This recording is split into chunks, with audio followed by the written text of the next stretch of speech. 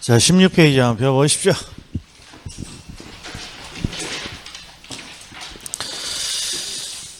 자, 16페이지 경제론 들어갑니다. 경제론. 자, 요새는 이제 공부하는 제가 좀 이렇게 강의하는 형태로 공부를 좀 해주셔야 됩니다. 예를 들어서 자, 수요 공급 이론 하면 딱 하나만 일단 기초 상식이 있으면 되죠. 어떤 겁니까? 그러면 수요는 누구 행동? 그러면 이거부터 안 나와버리면 뭐 할 게 없지. 예? 3월 달에 온 사람이랑 1월 달에 온 사람이랑 11월 달에 온 사람은 뭐가 좀 달라야죠. 그러니까 자, 수요는 소비자의 행동, 공급은 공급자의 행동. 이게 소비자의 행동과 공급자의 행동을 분석하더라. 이게 수요 공급 이론이죠. 자, 그래서 수요는 소비자 행동이고 공급은 공급자 행동이에요. 그런데 이제 우리가 꼭 암기를 좀 하고 있어야 될 게 항상 소비자 행동을 먼저 분석을 할 때 먼저 뭐부터 분석을 한다? 가격을 먼저 분석하는 거죠. 가격을 먼저 분석하는 거예요. 그리고 두 번째가 가격 이외의 요인, 이렇게 분석을 하는 거예요. 이게 별것도 없어 보이지만 우리 경제 전공에서는 대단히 중요해요. 얘가 우리는 그래프 분석을 안 차나요. 중개사 시험에서는. 이제 다른 전공에서는 그래프 분석을 해야 되니까 이게 필요해요. 조금 더 보자고요. 약간 이해됐어? 그럴듯해. 자, 그리고 공급자도 마찬가지죠. 가격을 먼저 분석하고 가격 이외의 요인을 나중에 분석한다라는 거예요. 그러면 이제 왜 이런 걸 분석합니까? 일단 이게 기본 상식이에요. 17페이지 오른쪽 02번 보면 구별 개념이 있다 이런 말이에요. 구별 개념. 수요량의 변화, 수요의 변화. 그래서 첫 번째 수요량의 변화는 항상 해당 재화의 뭐의 변화? 가격의 변화야. 가격의 변화로 수요량이 변하는 현상이고 수요의 변화는 해당 재화의 가격이 아니라 가격 이외 요인의 변화로 수요량이 변하는 현상이다라는 거죠. 이렇게 먼저 뭘 분석하고 가격을 분석하고 그 다음에 가격 이외 요인을 분석한단 말이에요. 자, 그럼 여기서 이제 질문이 뭐가 오느냐? 아유, 이제 막 오기 시작하네. 여기서 질문이 뭐가 오느냐? 그러면 여기는 질문이 없어요. 왜? 여기는 질문이 없어요. 가격의 변화로 수요량이 변화한다고 되어 있으니까 야, 대충 수요량의 변화 같아 이렇게 넘어간다고. 그런데 여기는 항상 가격 이외의 요인의 변화로 뭐라고 여기 적어져 있어요. 이게 수요량이 변했다고 되어 있는데 수요의 변화에서 뭐가 빠져 있다? 양이 빠져 있으니까 여기서 질문을 준다 이런 거예요. 자, 중요한 건 수요량의 변화와 수요의 변화는 둘 다 소비자의 행동이 바뀐 거예요. 수요니까 수요가 들어가 있으니까 소비자 행동이 바뀐 거야. 그런데 수요량의 변화는 가격의 변화로 소비자의 행동이 바뀌는 거고 수요의 변화는 가격 이외의 요인의 변화로 소비량이 변화하는 것입니다. 둘 다 소비자의 행동이 바뀌는 거야. 근데 뭐가 다르다? 원인이 다르단 말이에요. 원인이. 그래서 항상 이렇게 제가 구분을 하잖아요. 소비자 행동에 원인이 필요한데 행동이 바뀌려면 원인이 필요한데 가격에 의해서 바뀌면 수요량의 변화라고 하고 가격 이외의 요인으로 바뀌면 수요의 변화라고 한다. 근데 왜 이렇게 구별을 합니까? 그럼 이게 경제학에서는 우리가 흔히 말하는 말장난의 일종이에요. 말장난. 경제학자들이 왜 이런 걸 했는지. 자, 요거 한번 보자고요. 딱 요거 하나만 분석하자고. 자, 수요 곡선이라고 우리가 부르는 것이 소비자 행동의 곡선 이렇게 바꾸면 되겠죠. 근데 소비자 행동의 곡선을 어떻게 찾아냅니까? 그러면 소비자 행동이니까 누굴 분석해요? 소비자를 분석하죠. 소비자. 근데 소비자의 가격을 분석하는 거야? 소비자의 소비량을 분석하는 거야? 요걸 분석하겠죠. 소비자들이 몇 개를 소비하고자 합니까? 소비량을. 그런데 이 소비량의 변화가 생기려면 원인이 있어야 되는데 항상 먼저 뭐부터 시작이야? 그죠? 가격을 먼저 기본으로 소비량의 변화를 찾아내는 거죠. 그랬더니 이렇게 찾아냈어. 10,000원일 때 300개, 2만 원일 때 200개 이렇게 찾아냈다는 거예요. 그럼 이걸 어디다가 가상의 시장에다가 표시를 한다 그랬죠. 1만 원이면 300개, 그 다음에 2만 원이면 200개, 3만 원이면 100개 이런 식으로 요걸 잘 봐야 되고 가격에 대한 소비자의 소비량의 변화를 뭔가 먼저 분석한다. 먼저.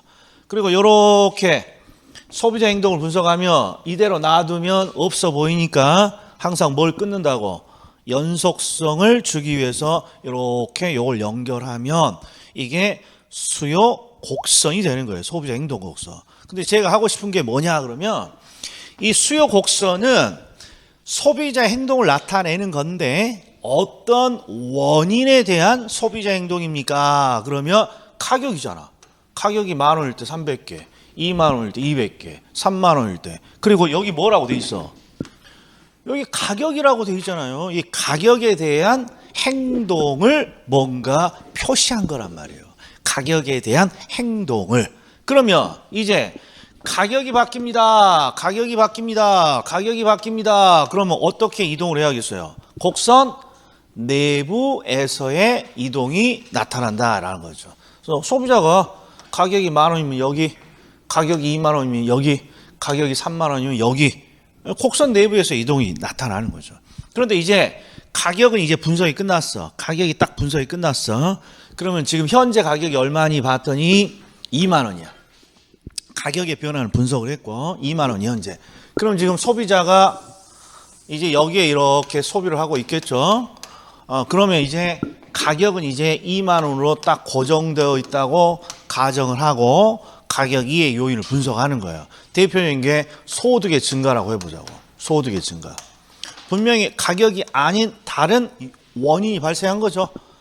자, 가격이 2만 원으로 딱 고정이 되어 있을 때 소득이 증가하면 소비자는 어떤 행동을 해야 됩니까? 그러면 요 2만 원 가격대에서 현재 200개였는데 소득이 늘었으니까 상식적으로 어디로 이동해야 돼?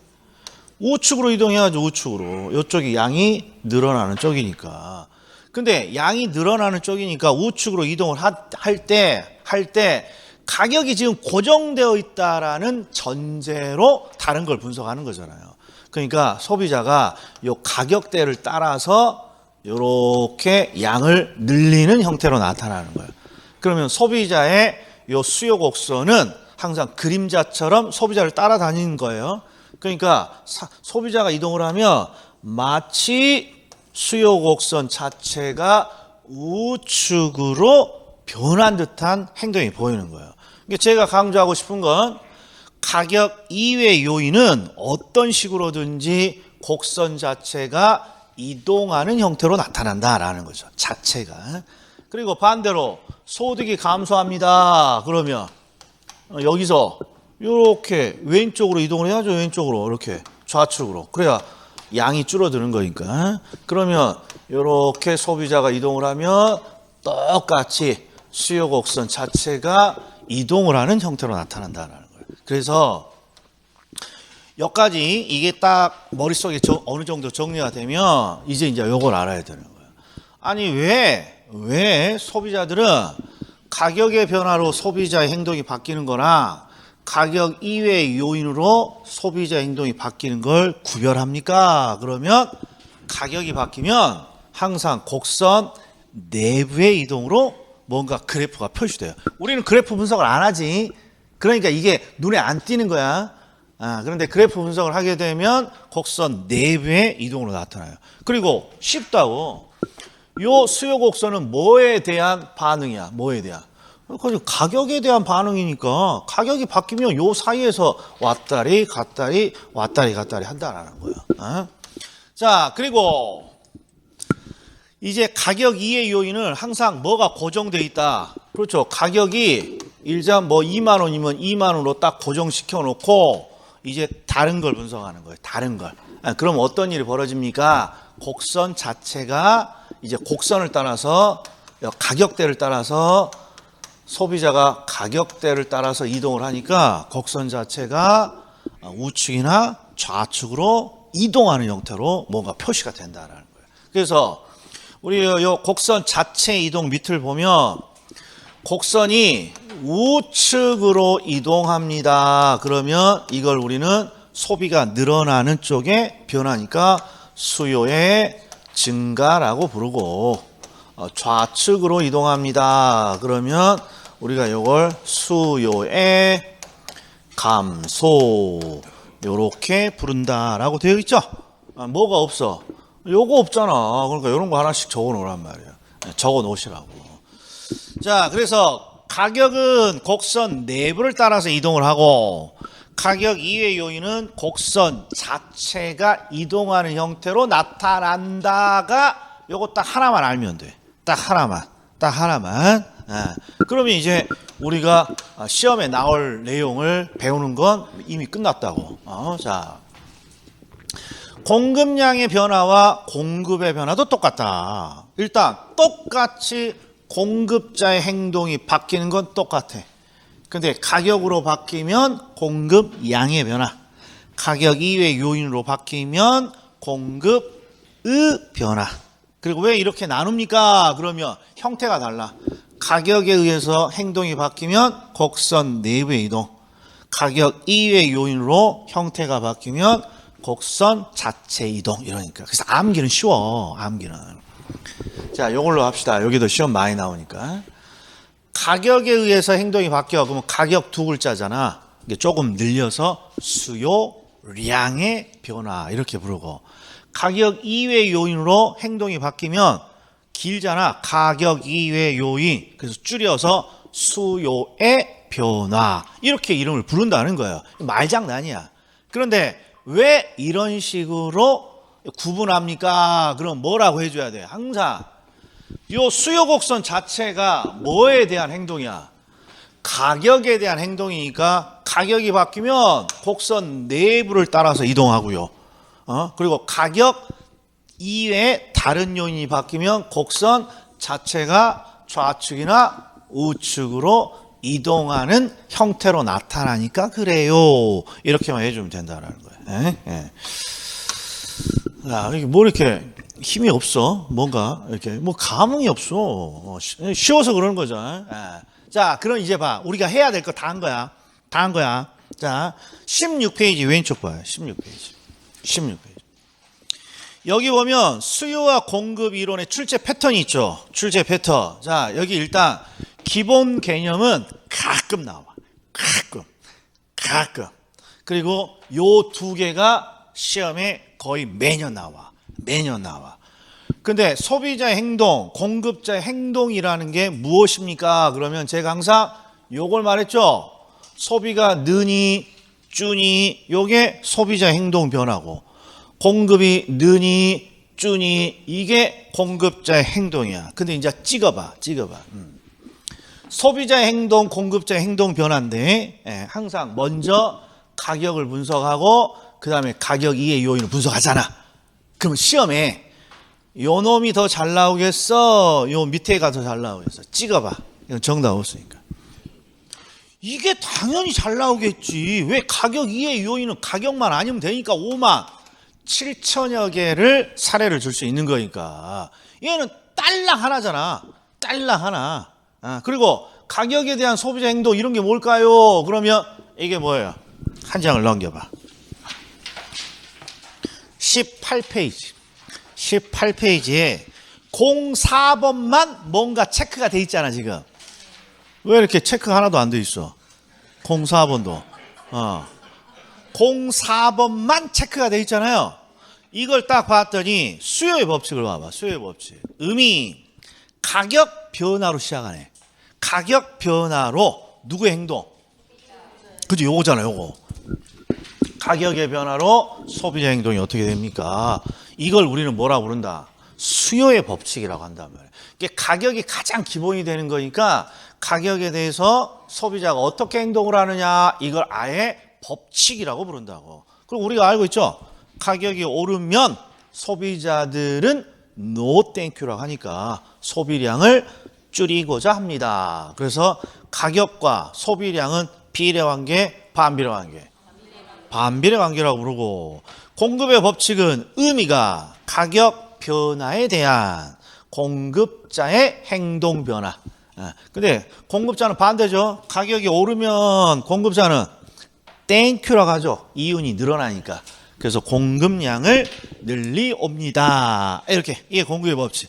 이게 수요 법칙, 공급의 법칙이라고, 이게 우리가 크게 듣는 수요의 법칙, 공급의 법칙. 예, 수요의 법칙, 공급의 법칙.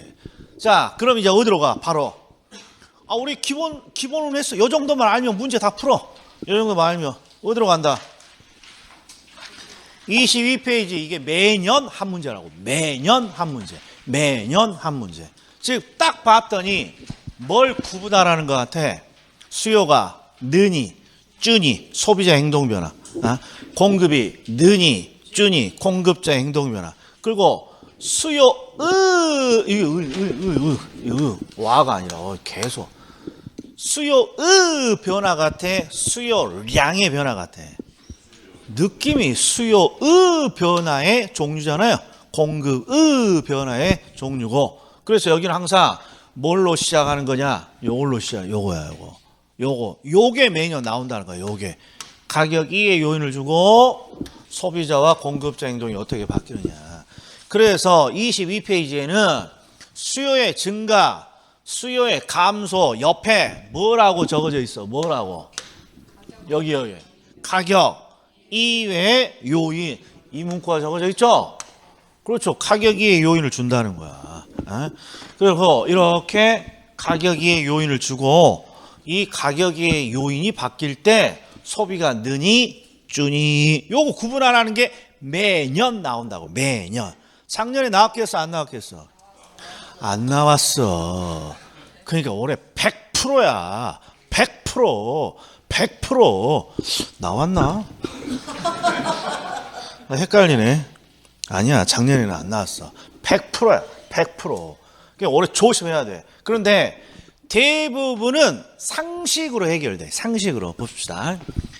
인구가 늘어납니다. 소비자겠지, 인구. 그러니까 소비가 늘어납니다. 이렇게 되어 있는 거야. 노랭이야. 그리고 소득이 늘어납니다. 그러면 자연스럽게 소비도 늘어나겠죠. 그래서 우리가 여기서 지식이라고 할 만한 건 이 두 가지라고. 우리 주택을 구입하기 위해서는 대출이 중요한데, 대출 금리가 하락했습니다. 땡큐, 노 땡큐? 땡큐. 그러니까 소비가 늘어나야죠. 소비가. 그 다음에 LTV, DTI. 이거 3월 달에 오신 분은 암기를 좀 해놔야 돼, 지금.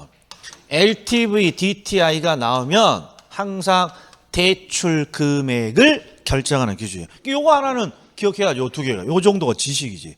대출 금리가 떨어진다. 땡큐. 수요 증가. LTV, DTI가 나오면 대출 금액을 결정하는 기준이야. 이게 대출 금액이 상승한다. 잘 나오는 거라고. LTV가 올라갑니다. 그러면 대출 금액이 늘어나니까 투자의 수요는 늘어나는 거죠. DTI가 올라갑니다. 그러면 대출 금액이 올라가니까, 그렇죠, 뭔가 투자의 수요가 늘어나는 거죠. 작년에 뭐가 나왔냐? 이 문구가 나왔어. 작년에도 LTV가 상승했어. LTV가 상승. 그러면 부동산을 투자할 때 내 자기 자본의 비율이 올라간다, 이렇게 줬어. 잘 들어봐. LTV가 상승했다고 주고, LTV가 상승하자 자기 자본의 투자에서 자기 자본의 비율이 올라갑니다, 이렇게 나왔어. OX. X잖아. 대출을 많이 받았는데 내 돈이 많이 들어갈 리가 없죠. 잘 나온다고. 잘 나와. 항상 대출 금액. 자, 대출 금액이 올라가면 땡큐죠. 그러니까 수요가 느는 것이죠. 자, 그리고 미래, 밑에서부터 봅시다. 미래 가격 상승이 기대됩니다. 그럼 미래 가격이 오를 것 같은 거죠? 땡큐. 투자 수요가 늘어나야겠죠. 그 다음에 주택거래 규제가 완화됐습니다. 땡큐. 투자를 늘려야겠죠. 그러니까 결국 요거 하나만 빼면 나머지가 웬만하면 그냥 몇 번 읽으면 되는 거란 말이에요.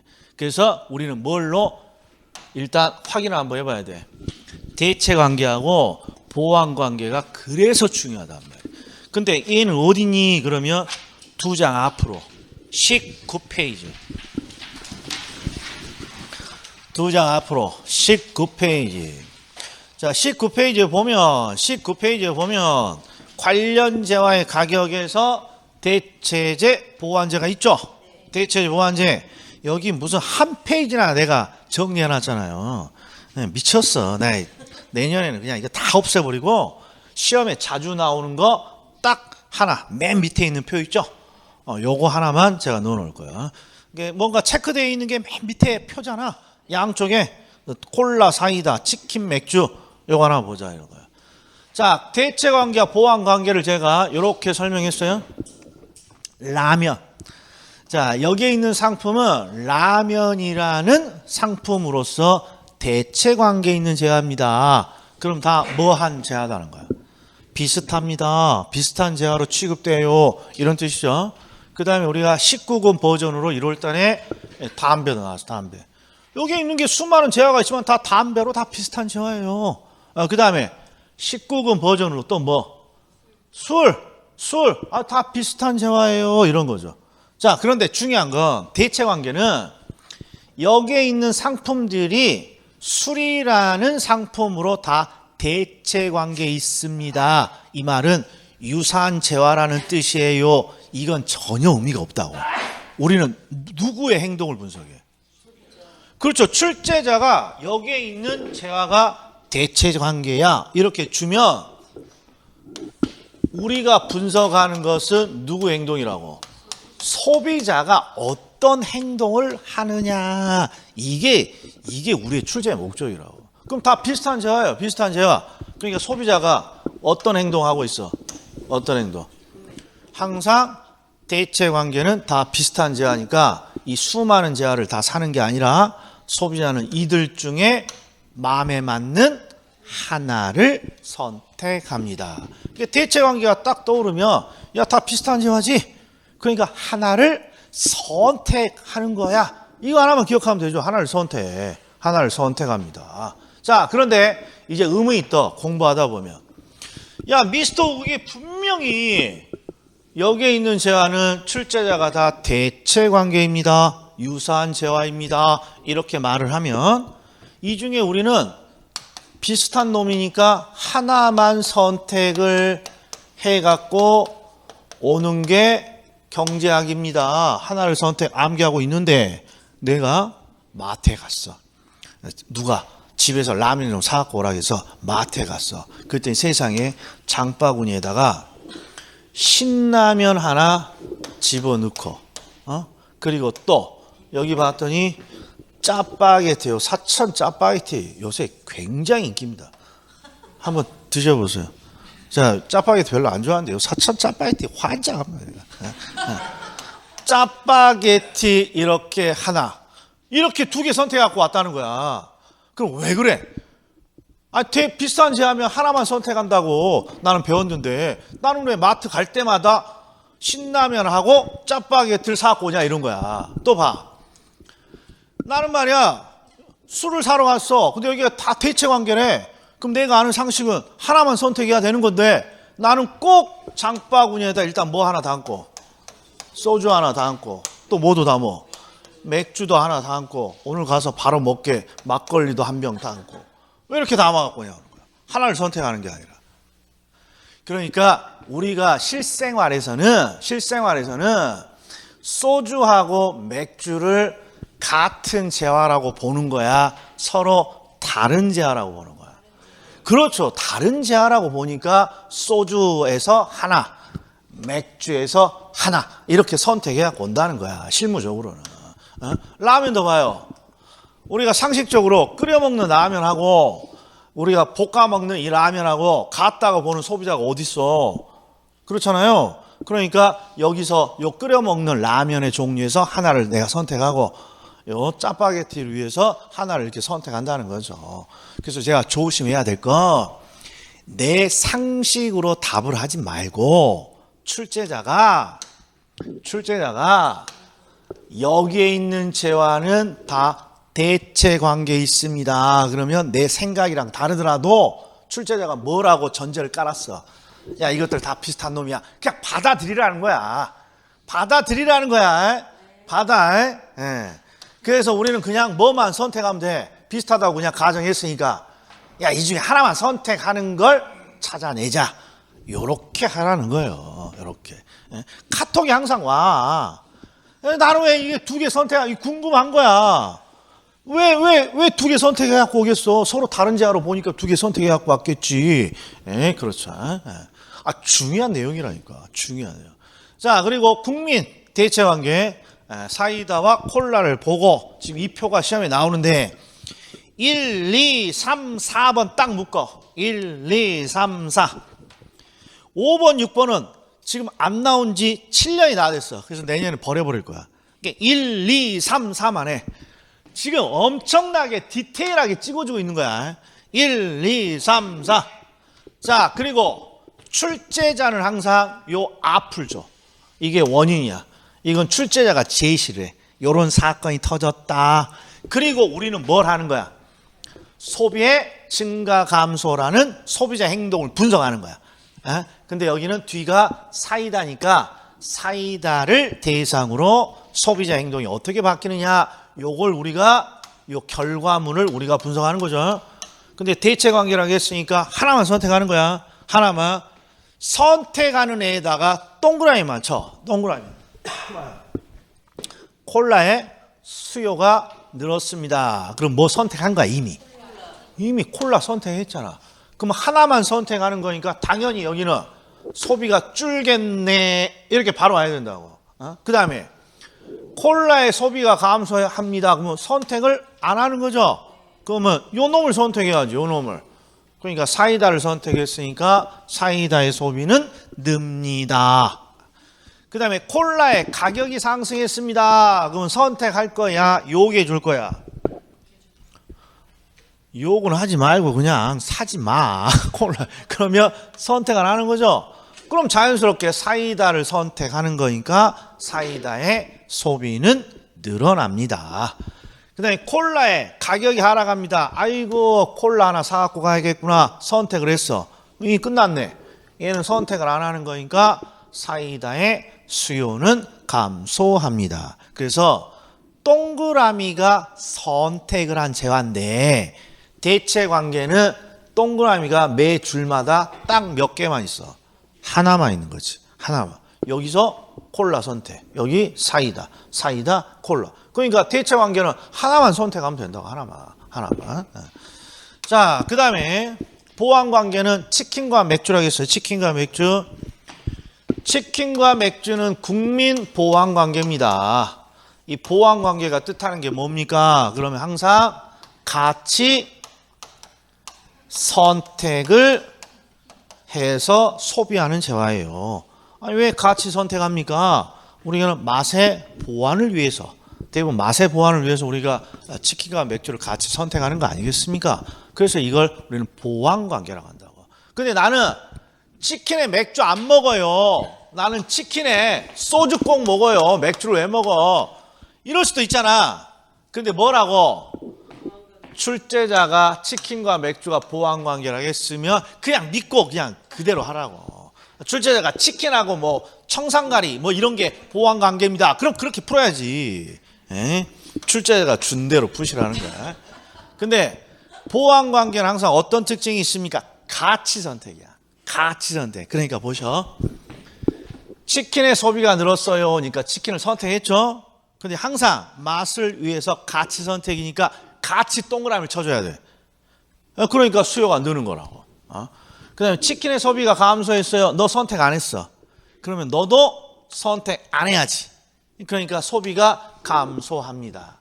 그래서 보완 관계는 항상 동그라미가 두 개가 나오는 거야. 같이 선택하거나 같이 선택을 안 하니까. 그 다음에 치킨의 가격이 상승합니다. 그러면 안 선택이지. 가격이 올랐으니까. 그럼 너도 같이 안 선택이야.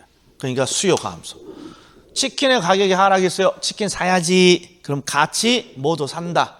맥주도 그러니까 소비가 늡니다. 그래서 보완관계는 항상 동그라미가 매줄에 2개씩 나오는 거라고. 그래서 선택을 하는 애만 동그라미를 치면 된다고. 선택을 하는 애만. 대체관계는 하나 선택. 보완관계는 둘을 같이 선택. 자, 그래서 이 문제를 보면 이게 중요하잖아요. 이게 그러니까 습관처럼 대체 관계는 하나를 선택하는데 대체 부동산이 뭔진 모르겠지만 가격이 올랐어. 그럼 선택이야, 안 선택이야? 안 선택이니까 요 놈을 선택해야지. 요쪽 제약가 뭔지 몰라도. 그래서 수요가 늘어납니다. 이렇게 되어 있는 거고. 보완 부동산의 가격이 하락했어. 보완 부동산이 뭔지 모르지만 가격이 떨어졌으니까 너는 선택해야지. 그러면 너도 선택해야지. 같이. 보완 관계니까. 그래서 수요가 늘어납니다. 요렇게 해주면 되는 거죠. 할 수 있다, 할 수 없다. 할 수 있다라는 거야. 자, 그 다음에 자, 다시 오세요. 22페이지. 자, 22페이지 이번에는 공급의 증가 감소를 따지라는 거죠. 여기는 공급이 나오면 그렇게 어렵지가 않아. 어렵지가 않은데 이제 힌트가 있어. 힌트가. 항상 공급의 증가 감소를 따져라 이 말은 이번에는 소비자 행동이 아니라 공급자의 행동을 따지라는 거예요. 그러면 공급자의 행동을 따지라고 그러면 반드시 이런 문구가 반드시 있어. 건축, 생산, 건축, 건설. 이게 건설, 건축, 생산 이런 말이 있으면 공급자 행동을 변화시킨단 말이에요. 그리고 이번에는 공급자 입장에서 보자고요. 자, 건설업자의 수가 늘었습니다. 그러면 건설이 늘겠죠. 건설이 바로 부동산 대표적인 공급이지. 이게 공급 증가지. 공급 증가. 자, 그 다음에 기술이 진보합니다. 그러면 공급자는 땡큐라고 해요. 왜 그렇습니까? 그러면 원가가 떨어져. 기술의 진보는 더 적은 비용으로 물건을 만들 수 있다는 거니까 원가가 떨어진다고. 원가가 땡큐지. 그 다음에 요 2개 봐요. 똑같은 놈이야. 생산에 들어가는 요소, 주택 생산에 들어가는 요소, 다른 말로 주택 건축에 들어가는 원자재, 이런 게 생산 요소란 말이에요. 그래서 주택 원자재 가격이 하락했습니다. 그러면 딱 보이잖아. 원가가 하락했습니다. 원가 하락이니까 땡큐. 공급 증가. 그리고 건축 허가 요건이 완화됐습니다. 그럼 건축 허가 요건이 완화됐으니까 땡큐. 공급 증가. 그래서 22페이지 왼쪽에 있는 내용은 우리 시험에 자주 나오는 애들 묶어놓은 건데 요 정도 나오면 충분히 풀 수 있다. 소비자의 증가 감소, 공급자의 증가 감소. 자, 그런데 이렇게 이제 시험에 자주 나와. 거의 매년 나와. 자주 이렇게 출제되니까 당연히 시험장에 들어가면 맞춰갖고 올 것 같잖아요. 근데 정답률이 60%밖에 안 돼. 왜 그래? 뭐 별것도 없구만. 왜 그래? 뭔가 우리가 함정에 빠진다는 거 아니에요? 그래서 그 함정을 기억하고 있어. 함정. 그 함정의 첫 번째가 무엇입니까? 이 23페이지 가는 거야. 여기서 함정. 자, 아파트 시장의 수요를 증가시키는 요인이 이렇게도 출제되고, 수요를 증가시키는 요인이 이렇게 출제되고, 이게 지금 수요의 변화죠? 수요의 변화. 그러니까 수요 곡선이 증가니까 우측으로 이동하는 요인, 이렇게도 나온다고. 똑같은 표현입니까? 수요를 증가시키는 요인을 찾아라. 이 말은 수요의 변화 일종이니까 수요 곡선 자체가 우측으로 이동시키는 요인, 이렇게 나오겠죠. 그 다음에 양가로 2번 봐봐. 밑에 양가로 2번. 아파트 시장의 공급 곡선을 우측으로 이동시킵니다. 줄이면 공급의 증가겠지. 공급의 증가를 시키는 요인을 찾으세요. 자, 그리고 항상 이런 패턴이에요. 여기다가 뭔가 박스에다가 여러 가지 사건을 주고 문제를 푸는 거예요. 근데 항상 어디서 틀려갖고니 봐봐. 수요를 증가시키는 요인이야. 아무 생각 없이 아파트의 가격이 하락했네요. 땡큐. 수요 증가 이렇게 동그라미 치는 순간 그냥 덮으나 말아요. 그냥. 이게 요게 첫 번째 함정이야. 요게 첫 번째. 뭔 소리니? 그러면 항상 우리가 곡선 자체 이동은 어디서 나타나는 현상이야? 가격이에요. 그리고 우리가 지금 공부하고 있는 게 수요의 변화 중에 수요의 증가를 찾으세요. 요거잖아. 그러니까 수요의 증가, 감소는 수요의 변화와 관련되어 있고 뭐와 관련되어 있어? 가격이 요인이야. 그래서 박스에다가 출제자가 가격 이외에 여러 가지 사건을 줄 때 최소한 여기에 들어가면 안 될 놈이 하나가 있어.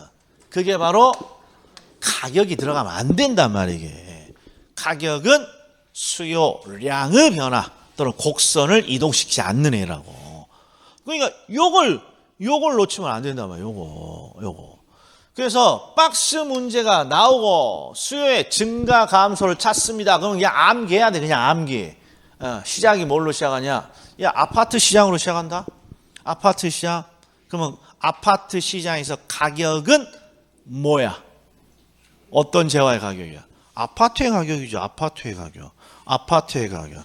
또 뭔가 눈이 땡그랑해져. 자, 16페이지 보죠. 16페이지. 그래서 우리가 앞쪽은 기본 우리가 알아야 될 내용들을 적어 놓은 거예요. 군데. 자, 16페이지 보시면 양가를 1번을 봐봐. 양가를 1번. 아파트 시장을 대상으로 한 가격의 변화와 가격 이의 요인의 변화를 찾아라. 자, 아파트 시장이야. 자, 동그라미 1번은 아파트 가격이 상승했다. 아파트 가격이 하락했다는 뭐의 변화야?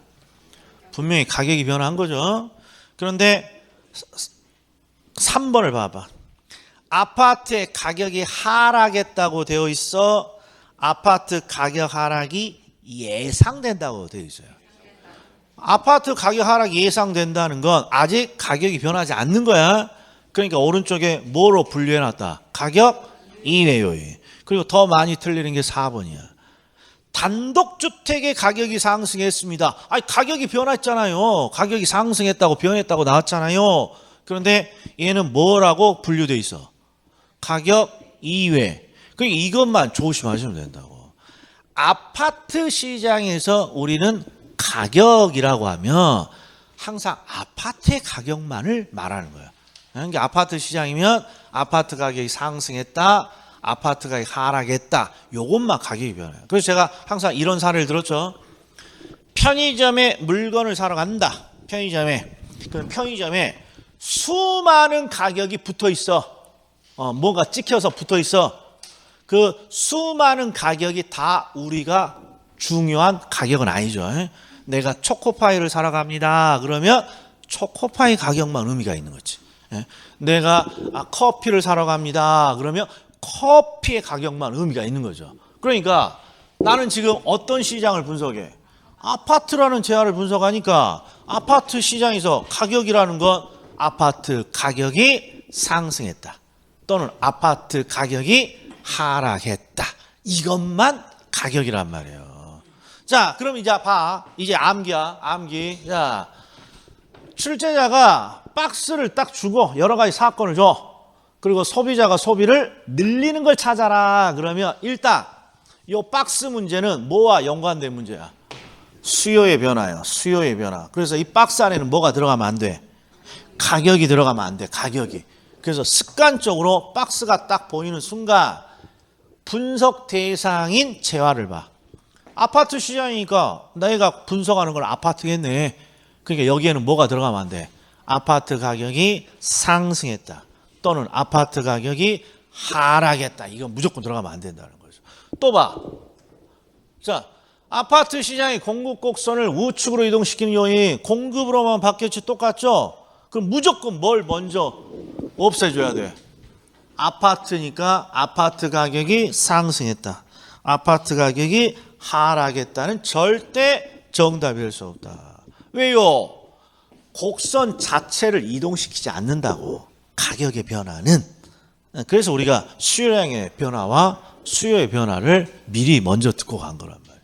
자, 그러면 이제 요것만 해봅시다. 자, 이제 해봅시다. 자, 아파트 시장을 대상으로 수요를 증가시키는 요인을 찾으라는 거구나. 수요 증가. 그럼 여기는 절대 들어가서는 안 될 문구가 아파트 가격은 상승했다. 아파트 가격은 하락했다는 들어가면 안 되겠구나. 그래서 오른쪽에 뭐라고 적어져 있어요? 다시 23페이지야. 다시 23페이지. 수요량의 변화 이렇게 X 쳐져 있잖아요. 요 놈을 따지면 안 돼. 자, 그 다음에 두 번째 함정. 우리는 지금 누구의 행동을 분석하고 있어? 소비자의 행동을 분석하는데 건축, 생산, 건설 이런 문구가 나오면 공급자 행동에 영향을 줘? 소비자 행동에 영향을 줘? 그렇죠. 공급자의 행동에 영향을 준단 말이에요. 그러니까 얘도 정답이 될 수 없다. 얘는 분석 대상 자체가 아니야. 자, 그러면 이것도 질문이 많이 와. 질문이 많이 와.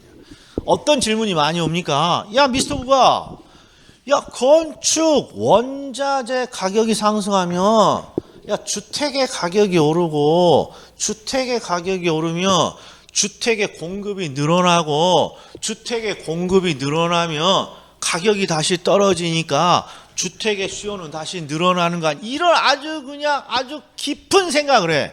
예? 잘한 짓이에요? 잘못된 행동이에요? 그렇죠. 여기서 물어보는 건 건축 원자재 가격 상승이 돌고 돌아서 소비자에게 어떤 영향을 주느냐를 분석하는 게 아니라 건축 원자재 가격이 상승했을 때 다이렉트로 바로 소비자에게 어떤 행동을 바로 영향을 주냐 이런 거야. 그 바로 영향은 안 주지. 시간이 한참 흐르고 뭔가 사회가 변해서 여기다 영향을 주겠지. 그렇죠. 그러니까 여기는 건축 원자재 가격이라는 이 변화가 소비자에게 다이렉트로 영향을 주느냐 이걸 묻는 거야. 당연히 다이렉트로 영향 안 주지. 건축이니까 공급자에게 먼저 영향을 다이렉트로 주겠지. 맞죠? 그러니까 얘는 정답이 될 수 없다 이런 말이에요. 요 두 개만 딱 골라내면 돼. 두 개만 딱.